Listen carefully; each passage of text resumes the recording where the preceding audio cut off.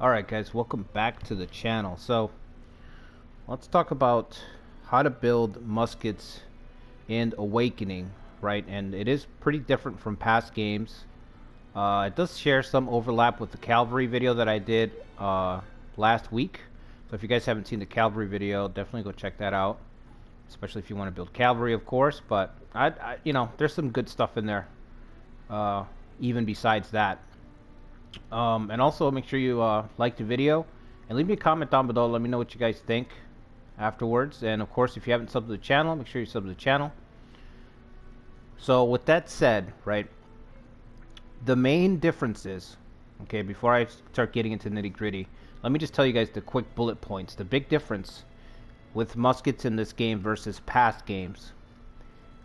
There's two big ones. The first one is that you no longer equip muskets onto units. You know, in the past games, you have the tried and true method of just buying muskets or maybe building a factory that can produce some passively. You don't do that anymore. You're not keeping track of individual, stashes or caches of muskets and attaching them to your soldiers. It's all tied into building shooting galleries in your castle, or your samurai having the gunnery trait. It's completely revamped. So one of the big changes is you no longer buy and equip muskets to your soldiers. You don't buy and equip cavalry either. Like I said, they kind of shifted that power. They took that, the market is pretty much bare bones. It's just for buying treasures now. So they've kind of shifted away from that, and they've given the power over to policies and samurai in the game, which is, I think it works. I think you could go either way with either system, but it works just fine in this game because it does give officers more nuance. It allows you to add more things to officers when you consider who to recruit or just who to use, So that's the first big change. The second big change is that they're not as dominant as they used to be. So if you've played past games, then you know that since the beginning, at least since the beginning that I've played Nobunaga's Ambition, muskets roll through everything. They're very expensive, tedious to get up and running sometimes, but once you get it online, you're gonna roll over every other force in the game. That's no longer the case.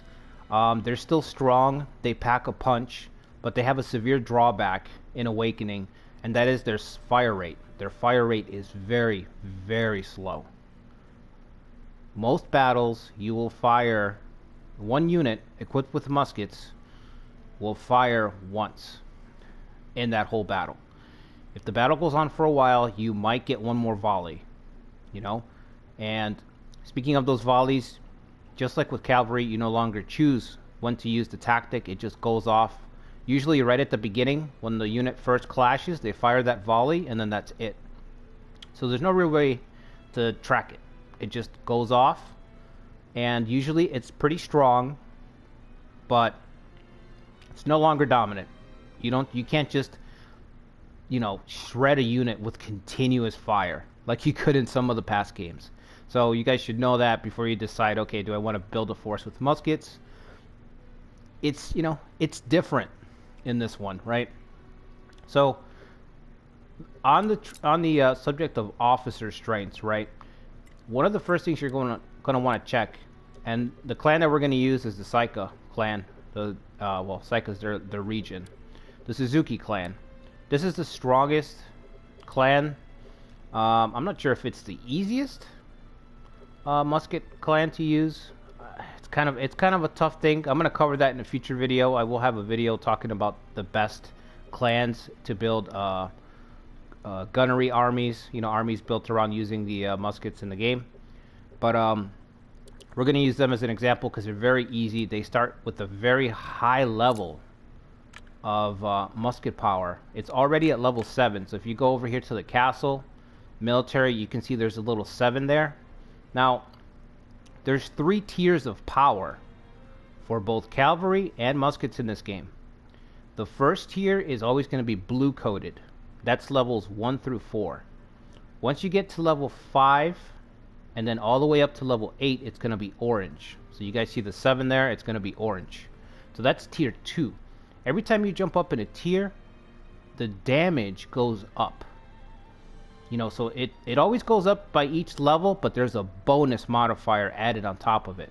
Now, what that modifier is, man, I don't think we'll ever know, because it's a Koei game, and that means that it's very difficult to get full transparency on all the mechanics.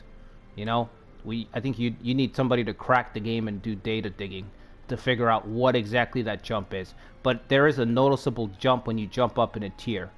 So just remember, 1 to 4 is first tier, 5 to 8 is the second tier, and 9 is the final tier. 9 will actually be yellow.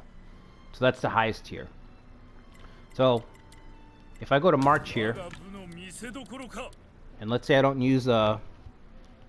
march till Shigehide, we're gonna drop down to 4, and you can see there that the colors changed. See, from yellow at 7 to 4 blue. Now you know that now I'm back in tier 1. So that's a very easy way. The color's there for that reason, so you can very easily track where you are. It's not going to be so important in the beginning, but once you're able to have multiple armies that are strong, you're going to notice it, right? The other thing that's different, and this is a bit of a comparison here to Calvary. Unlike Calvary, muskets are stronger in this game, and you need a lower number. There's a lower threshold before you start to see good damage being dealt by a musket volley. And that number, to me, you know, my opinion, is 4. So for Calvary, I'd say you have to be at least at tier 2. And what I consider good damage is about 1,000 troops killed. You know, 1,000 wiped out in a single tactic, to me, that's substantial. That's enough to where you can, you know, create an opening in the middle of a battle, or maybe turn the tide. A couple of units that could each deal 1,000, that's enough to turn the tide in a battle. So 1,000 is my measuring point. Muskets can hit 1,000 at level 4.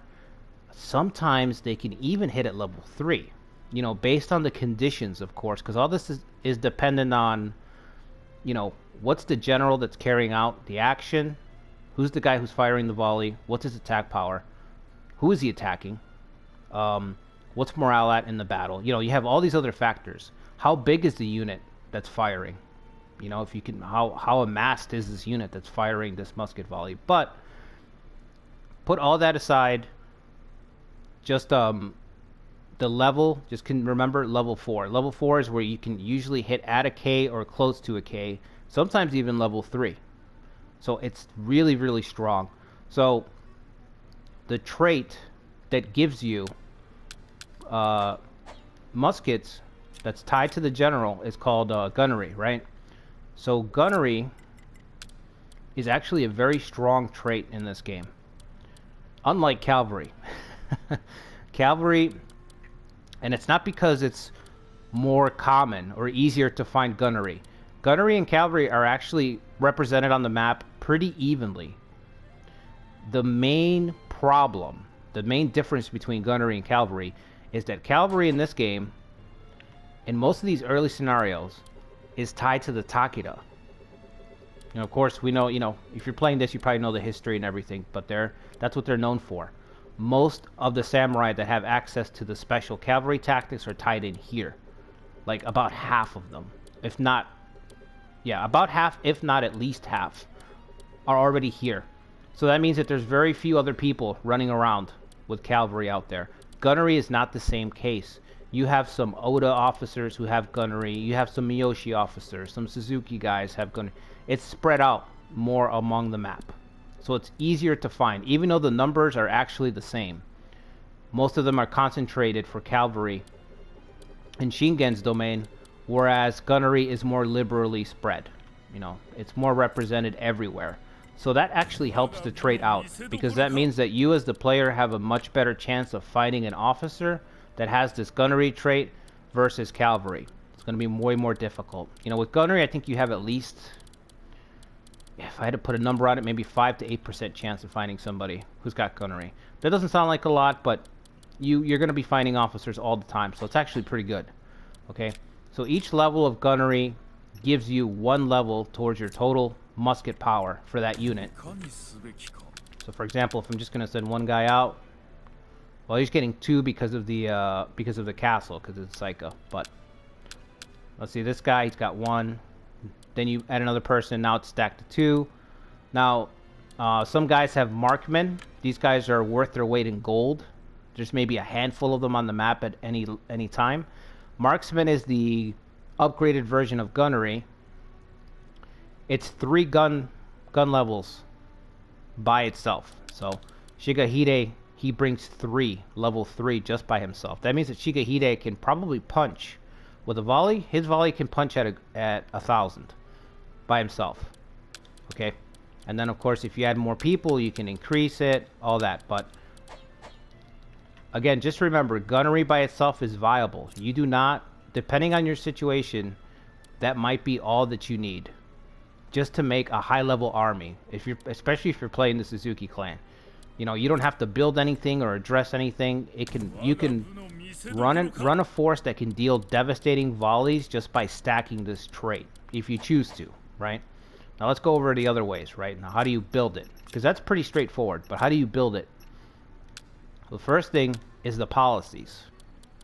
Now there's 2 policies that help directly. The first one, which is the common one, is Gunnery Instruction. So Gunnery Instruction is pretty straightforward. It lets you build a shooting gallery, which gives you 1 level of musket power. Just 1 level. So each unit that comes out of that castle when you have that shooting gallery is already going to have 1 level added to it. And then traits and before your other modifiers, it's going to have 1. Okay? At level 1, it unlocks you to build it 1 level, and it gives you a gunnery tower addition. You only need 1 officer that has progressive. That's the main thing that's keeping you. That's the prerequisite. Prestige you're going to get, I mean, right away. It's not really, you know, it's very easy to get prestige in this game. You can just, if you don't want to conquer anything, you can just petition the Shogun for a title. That'll increase it as well. Even the lowest titles give you 30 prestige. So that's nothing. You usually want to get your gunnery up to 2 as the game goes on. 3 is too far out. It's, you know, very, very late game. By that point, you might be snowballing, so it's not really something that I'd consider, but you at least want to get level 2. Level 2 gives you +2 per shooting gallery, and this is very important. Your shooting galleries do stack on top of each other. So if I build 2, so if I go here to Saika, and I go to Town Facility, I go down to Shooting Gallery, and I build 2 of these, they're each going to give me +1. So that means when a unit marches out from here, if there's 2 shooting galleries in the space, it's going to have +2 to its musket level, or +4. Remember, the magic number for guns is 4. It's going to have +4 if I have Gunnery Instruction level 2, because level 2 gives you 2 for each shooting gallery, and you get, you know, you get gunnery tower additions with all of them, which is not really a big deal. If you're building guns, it's probably not the focus of your build, but there is a build for gunnery towers, which I'll cover in a future video. So you want to get that at least to level 2. That'll give you 2. Now the other policy is Silver Trade. Silver Trade attempts to fix the biggest problem with muskets in this game. Like I said in the beginning, increases your attack activation rate. This is beautiful. This is a beautiful fix, especially if it bothers you that you only get 1 volley per battle, usually. Okay, I got this to level 2, but even at level 1, just getting that extra 20% activation rate that you get at level 1 made a difference. It was noticeable. Okay, at level 2, 40% extra, I started to see why they even included Silver Trade, because it's very, very strong. It's sneaky, you know, with how unassuming it is. Like, you really don't think that this is that big of a deal. 40% is huge, man. It really is. The 3rd level I never got. Again, the 3rd levels in this game, outside of System Reform and System Reform 2, of course, the staples are almost never needed, because the game's already over by the time you get them. By the time you get them, you're just winning more. You know, it's a win more effect, like we say in other games. You know, it's unnecessary. So, but at getting this at level 2, guys, is so strong. Like, especially if you want to be firing multiple volleys. If you want to get close to emulating that, you know, Nobunaga's, what did he call it? His continuous fire method that he developed that decimated the Takeda. This is what you want, okay? Now, the prerequisite for this is not conservative. It's not a tenet. It's having a silver mine settlement, which you can check on the map. And you guys, I highly recommend doing this all the time, especially once you want to really focus on building your army in a certain direction. You familiarize yourself with policies and conservator roles. There's a lot of builds in this game, and using this will help you find them very quickly. So you go to landmark down here. There's gold mine and there's silver mine right here. Turn this on, and you can see it'll highlight all the silver mines. It doesn't look like there's a lot, but there's I think 39 or 40 of them total. So there's a good amount. There's a good amount. And there's usually one near all the big players. When it comes to using guns, there's usually one near them all. Except for Nobunaga, honestly. Nobunaga, we'll talk about Nobunaga later and his musket power. But so yeah, you can see it here. It'll highlight them. Some of them are really small because of the way they did counties in this game, of course. Like this one in Otawara. Very small. You can barely see it. But you can go down the info list and count them up, which I did. And there's 39 or 40 of them. It was either 39 or exactly 40. So they're spread throughout. The most concentrated region is kind of puzzling. It's the Mori clan's region, which I can't pronounce. But you know this region that I'm talking about here. They've actually got access to 4 immediately, with the 5th one right next to them. But the Mori aren't actually set up to build muskets, which is kind of weird. They're actually set up to build something else entirely. But again, I'll talk about that later. Don't want to take too long. So silver mine, that's what you need. You need to get one.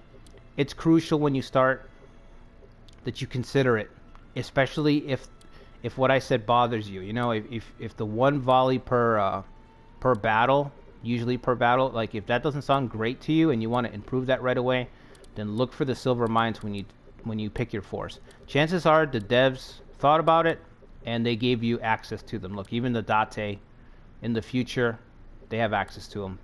They're there. Just seek them out. Another thing, since we're here, let's talk about the super rare. Okay, this is where Calvary has the edge, because Calvary has horse ranches everywhere. Forge towns. So forge towns are another landmark that help with muskets. What a forge town does is once you built it, it's a major settlement, it gives you +3 to the castle that has it, okay? +3. So this is insane, because +3, think about this. A shooting gallery gives you 1. Just 1. It costs 4 labor. And it costs 1,500 gold, not to mention the time that it takes to build it. So just one forge town can give you 3 of these. 12 labor, 4,500. I mean, it's absolutely worth getting. But there's only 5 forge towns on the map. That's it. Just 5. So I'm going to show you guys. One is here. Actually, 2 of them are here. Saika has access to 1, the Suzuki clan. And there's one right next door that the Miyoshi have right here. So here's 2 of them already. The 3rd one's over in Nagamasa in Odani Castle. There's the 3rd one right there. And the last 2, of course, are going to be in Kyushu. One's going to be with this clan, the Arima clan, which is interesting spot for it. And the last one is going to be the Shimazu, of course, right next to their capital. Now, having this right next to your capital is excellent, because to unlock your major settlements in this game, what you have to do is fully develop the county. Once you develop a county, then you unlock the settlement, right? So if your capital has a settlement that you really want to get, what you can do is make sure that you have a substitute there. Like right now we have Shigehide, and I can see that the forge town is right here. While I have it highlighted, I can see major settlement, forge town. So I click on Shigehide. He's assigned to it. He's working on this, right?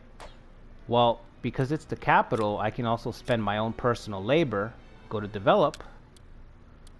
Go to the plot here, Shigehide that he's working on, and I can see that he's building a depot, and I can go ahead and start working on the next building. So I can focus down. I can focus on getting this county built quickly by using extra labor so that I can very quickly access the Forge Town.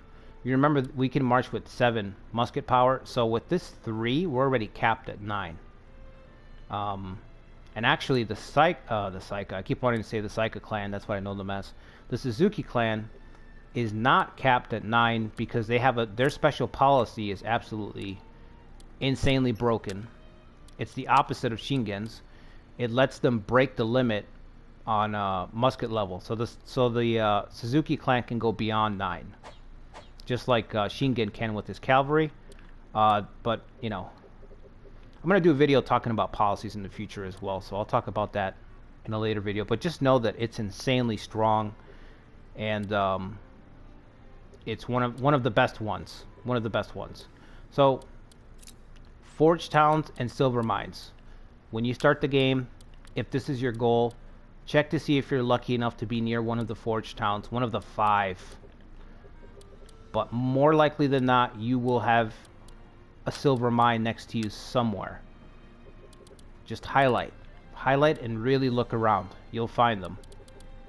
You know, or if you know the names of the places, go through the info list instead. I don't know the names of every spot by memory. Just a few of the big ones, so I have to go like this and scan the map and look through.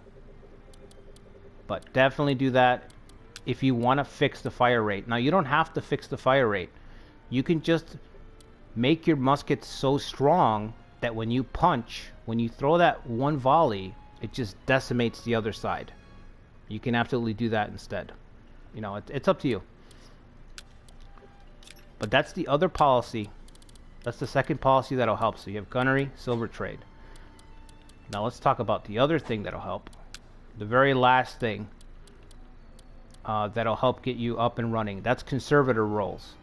Conservator rolls are like something that I don't see talked about a lot online, and it's a shame because this here, both of these things, but conservator especially, really shapes how your force is going to be built in this game. It really can. So there are conservator rolls that will increase your musket level, and of course all conservator rolls have a drawback, and they're all different. You have to kind of go through and choose which, you know, decide which ones you want. Now for muskets, because that's all we're going to cover in this video, again I'll have a video down the line talking about conservator rolls and ranking them and all that good stuff. But for this, there's 4 different ways to increase your musket power. 4 different conservator traits that have to do with just getting the guns online, right? The best one is musket drill. Musket drill increases musket level, and the drawback is blank, basically. Decreases cavalry level. That's nothing. Because if you're leaning towards muskets, chances are you're not focused or caring at all about cavalry. You're not trying to do both. It's usually one or the other. Unless you're running dragoons, but that's, you know, that is the most difficult of the difficult to run in this game. Again, I'll cover that sometime in the future. This is the best one. This is the S tier conservator trait because there's no drawback. You know, it doesn't matter that your cavalry is being decreased. You know, I can't stress that enough. There's just no drawback. This is just all upside, basically, right? The second best one, that's the clear best one. Now these other ones might vary. Your mileage may vary, but the second best one, the Suzuki clan don't have access to. Let me show you guys that one. The Shimazu have access to this one. The reason I say it's the second best one is because you can build around it, or I should say work around it. It's called musket supplier. There's a variation of cavalry for this too. That's called cavalry supplier. Musket supplier, what it does is increases your musket level, but the drawback is gold.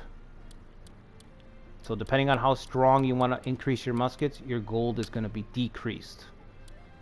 You know, it kind of depends. And with these conservator traits, you guys should know there's 3 different tiers.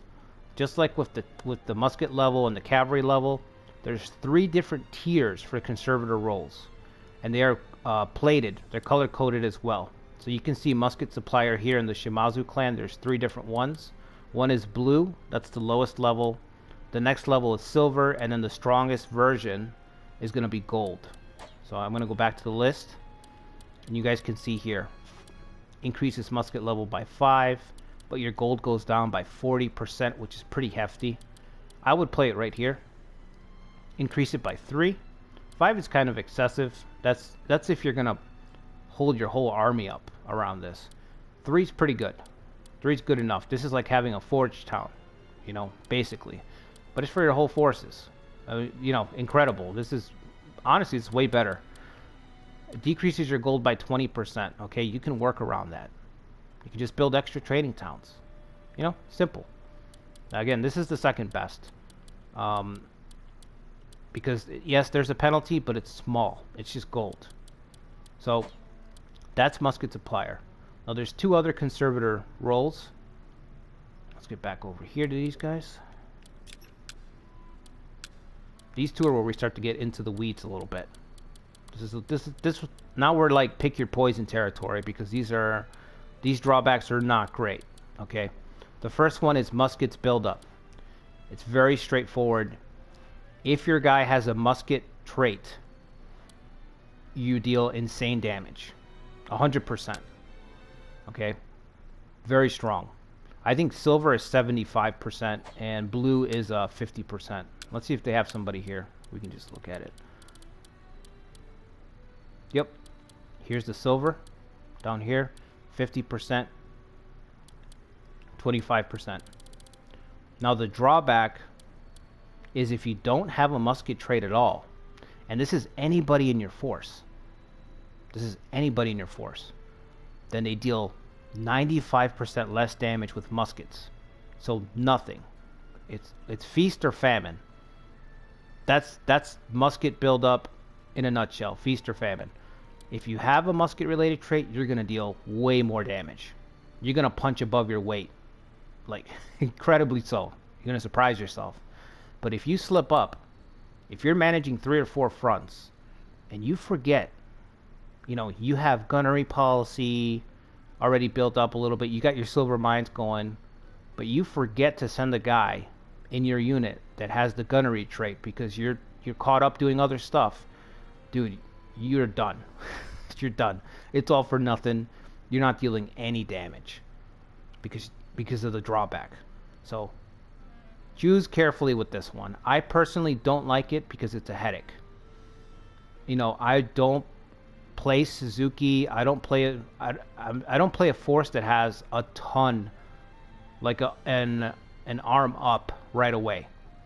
So because of that, I usually have to put my units together as like a patchwork.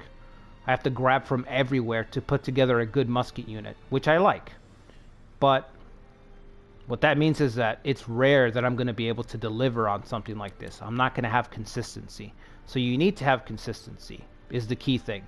If you're playing, you have to play pretty much a clan that has already a ton of guys invested from the jump. So this is only going to be useful, honestly, to like a handful of clans. You know, maybe 3. Honestly, maybe 3 total. That can consistently do this, where you're not going to be driven insane by keeping track of this. You know, where's the gunnery guy? Where is he? I need him over here. I send him to do this, or he's over there, whatever, you know. That's musket buildup. The very last one is, again, choose your poison. Elite Musketeers increases your musket level at the cost of your maximum soldiers. Again, this is maximum soldiers for your whole domain, your whole force. This one is kind of an inverted effect, where it's like if your force is smaller, you might not care about 10%. 10% to a smaller force is, you know, not much. But as your force gets bigger, even 10% is going to hurt. Think about it. You have a bigger force, you have more fronts to manage potentially. you know, it can be a very big drawback. Now, you can always turn it off. You can always take the guy off.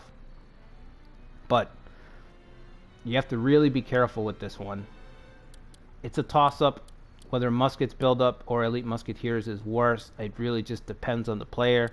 I've used the Calvary, the one that increases Calvary, at the cost of soldiers, and you know, I didn't feel it too much. But Calvary to me is more difficult to get online than Muskets, so that's why I did it. I don't feel like this is worth it for Muskets. If somebody's used it, I mean, I guess let me know in the comments. But I you know, to me, losing the soldiers is too much of a hit. It almost doesn't make any sense, because the bigger your unit is, the more damage it can hit for. Well, you're going to increase my musket level, but you're going to lower the size of the unit. So to me, it kind of feels like an oxymoron. I mean, I don't know for sure. You know, we don't have the data for sure because Koei's so vague with their stuff, but it feels like an oxymoron. So that's the fourth one. Like I said, the very best one is Musket Drill. The drawback is negligible. It doesn't exist. Consider it blank. Unless you're trying to mess around with Dragoons, it's blank. It's just a free upgrade to your musket level. This guy right here, Shigekane, is basically goated for this reason. I mean, he's incredible, amazing. The second best is going to be Musket Supplier. Again, Shimazu are going to have that. I'm not sure who else. We'll have a video up talking about the best clans for muskets sometime in the future. We'll do like a top 5 because I want to do a couple of those for different aspects of the game. But Musket Supplier is the very next one that you want to look for. All it costs is gold. For a little bit of extra gold, your musket level goes up. That's incredible. Especially you're getting Forge Town value. There's only 5 Forge Towns. You can get that value like that easily just by paying a little bit more gold. It's excellent. So, yeah, I think that's it. I think we covered it pretty well. Hopefully it didn't take forever. We will have a video talking about the top 5 clans for guns and top 5 clans for horsemen in the future. Remember that you want to hit 4, level 4 for your guns. That's the sweet spot. That's when you're going to start to either hit a K or you're going to be close to getting a K. And if you want to improve your fire rate, go after those silver mines. Take the time, plan your conquests, get at least 1 silver mine, get that 20% extra from your policy. So you can fire, and you will notice it. 20% doesn't sound like a lot. Didn't sound like a lot to me, but it mattered. And the gunnery tower damage, it doesn't sound great, but there is a build for these gunnery towers, which I'll cover in a future video. So yeah, hope you guys enjoyed it. Make sure you like and subscribe if you haven't already. And like I said, leave me a comment down below. Let me know what you guys think. And I'll catch you guys on the next one.